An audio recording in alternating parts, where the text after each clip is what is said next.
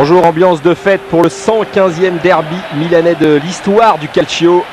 Et cet après-midi, eh bien, c'est l'Inter qui reçoit le Milan AC.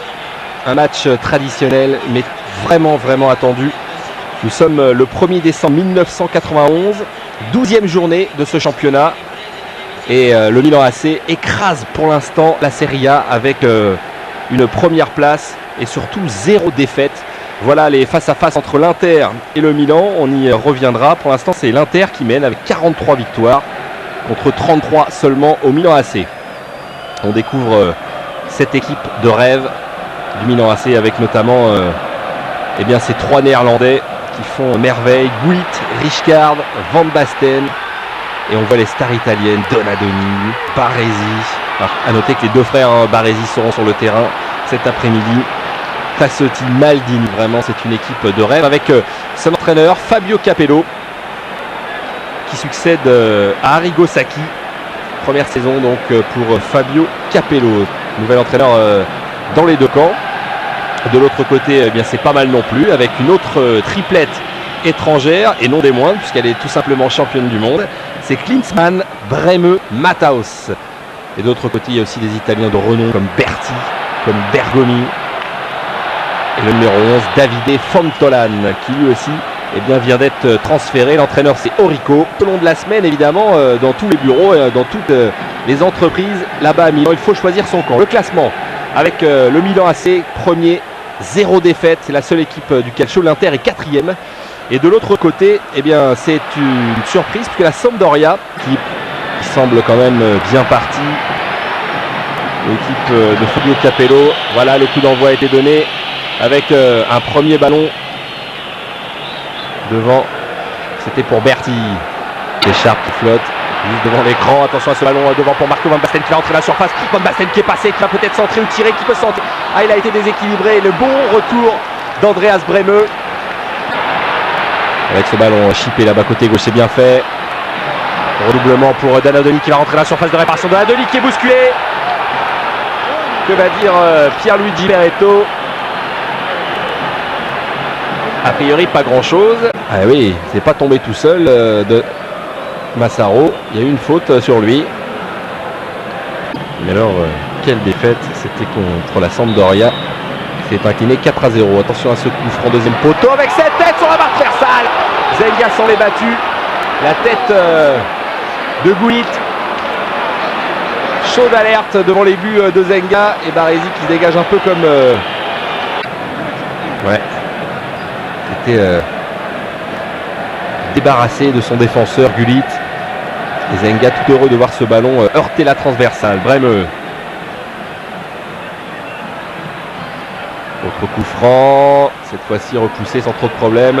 Alors que l'on voit le banc milanais Fabio Capello. Massaro, ça a l'air d'aller mieux. Il cherche son petit camarade Gullit. Il est rapide, Ruud Gullit. Et il n'arrivera pas à temps pour reprendre ce ballon. Il demande... peut donner à Baggio. Baggio qui a levé la tête, qui peut centrer, c'est parfait avec ce contrôle de la poitrine, mais très bien vu de la part de Baresi, qui ne s'est pas laissé embarquer. Et ça joue bien en ce moment avec Gullit. Massaro qui demande le ballon dans la surface de réparation, c'est bien fait. Massaro qui peut centrer pour Van Basten. Et c'est l'ouverture du score sur superbe action d'école. Quelle remontée du ballon avec ce superbe coup d'œil de la part de Massaro. Quelle passe décisive. J'ai l'impression que le but est refusé. Alors là, ça va gronder. C'est ce qu'est en train de dire Costa Curta. C'est vrai que si c'est le cas... Alors, que s'est-il passé? Beaucoup de confusion. Finalement, je crois que le but est accordé. Et là, c'est Matthaus qui va aller chercher des explications. Le joueur de l'Inter qui... Non, a priori, il n'était pas hors jeu sur cette passe. Difficile à juger, mais Massaro n'était pas hors jeu. Van Basten l'était-il? Là, c'est la question. En tout cas, énormément de discussions. Et Zenga qui dit à un juge de touche, mais le drapeau, il faut soit le lever, soit le laisser baisser. Mais il faut prendre sa décision. Alors, qui était hors jeu? Massaro au début de cette action ou Van Basten, ou aucun des deux, tout simplement. Van Basten, ça semble difficile. En tout cas, ça fait 1-0 pour le Milan AC et c'est tout simplement le 8e but de Marco Van Basten, qui fait un début de championnat absolument extraordinaire. Oh. Alors, toujours autant de discussions, on perd pas mal de secondes en palabres. Que fait Franco Baresi, qui prend l'avertissement? Ouais, ce sont des cartons bêtes. Ça, c'est le moins qu'on puisse dire. Ça fait un partout au niveau des avertissements, parce que Montanari il a pris un. C'est finalement Matthaus qui peut frapper, mais là, sans problème pour Sebastiano Rossi.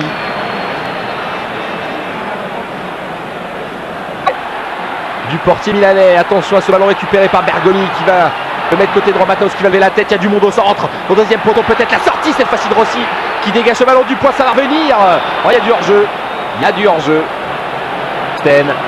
Il y a danger là en ce moment, les atterrissent avec Gullit qui déboule là-bas côté droit. Gullit qui va pouvoir centrer au deuxième poteau. Zenga est dessus. Oh, Zenga en deux temps. Ouais, faute sifflée sur le portier Richcard qui vient s'excuser. Un peu manqué son centre. Ruud Gullit, ouais, parce qu'il y avait Massaro qui était bien placé. Calcio. Et attention tout de même à ce coup franc, on ne peut mieux placer. La frappe, il y a Baresi qui semble près du ballon. Il y a évidemment Bremeux. Tout à l'heure c'est Matthaus qui l'a frappé. Bremeux cette fois-ci va frapper. La frappe de Bremeux. Oh, ça va passer à côté. Qui est parti côté droit, c'est Massaro finalement. Massaro qui va lever la tête, qui va attendre ses petits partenaires. Qui donne ce ballon à Gullit qui est hors jeu. Gullit qui peut centrer au deuxième poteau, c'est dangereux avec cette tête et cette remise. Et finalement l'arbitre a sifflé. Il y a une position de hors-jeu bien tardive encore une fois, ça a été sifflé très tardivement.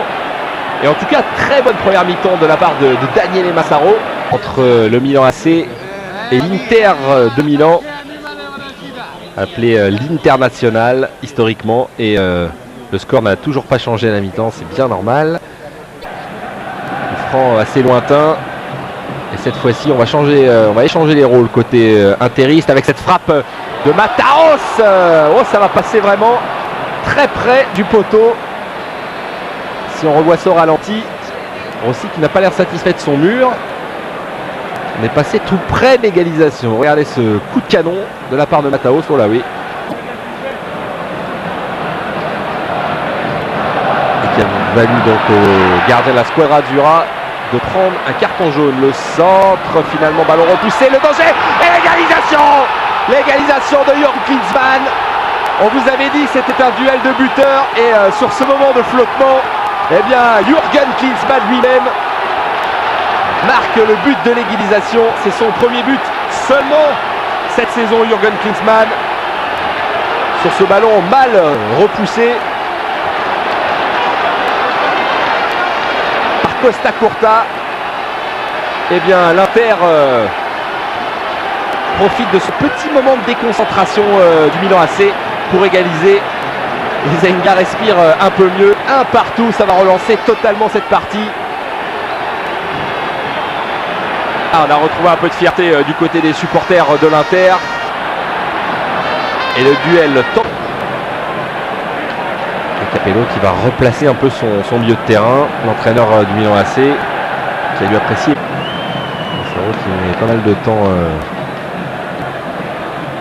à récupérer. Il circule bien, bonne remise de Van Basten qui est passé, qui a un peu trop poussé son ballon, Van Basten, et qui a poursuivi son action alors que Zenga réclame un avertissement. Van Basten s'est jeté mais ça n'avait pas l'air trop méchant. Voilà. Le long ballon devant, Klinsmann de la tête, c'est passé peut-être pour Desideri. Oh, trop bonne position peut-être Desideri. Oui, il peut s'en vouloir parce qu'il était quand même bien placé. 7 tirs du côté de l'Inter, 6 du côté du Milan. Et grosse faute de la part de Franco Baresi. Attention, il a déjà pris l'avertissement, Franco Baresi. Et voilà, c'est le carton rouge. Deuxième carton jaune pour le frère de l'autre. Il y en avait deux en première mi-temps, ils sont les deux au vestiaire. Franco Baresi expulsé alors que son frère lui doit être blessé. On va revoir cette faute, ce ballon contré. Et entre nous c'est indiscutable. Oui, c'est pas l'avis de Capello, mais Milan AC qui se sont gênés. Tassotti me semble, et Costa Curta, attention à Desideri, oh, qui a tenté un geste magnifique, Desideri, dans la surface de réparation avec ce contrôle, et qui réclame un penalty. Zenga qui continue. Défaite, c'est pour l'instant la sensation dans ce championnat Serie A. Gullit, une de géant, Gullit, regardez la rapidité, Gullit qui est passé face à Bremeux, extraordinaire, Ruud Gullit qui va frapper. Oh, la pression que nous a fait Ruud Gullit.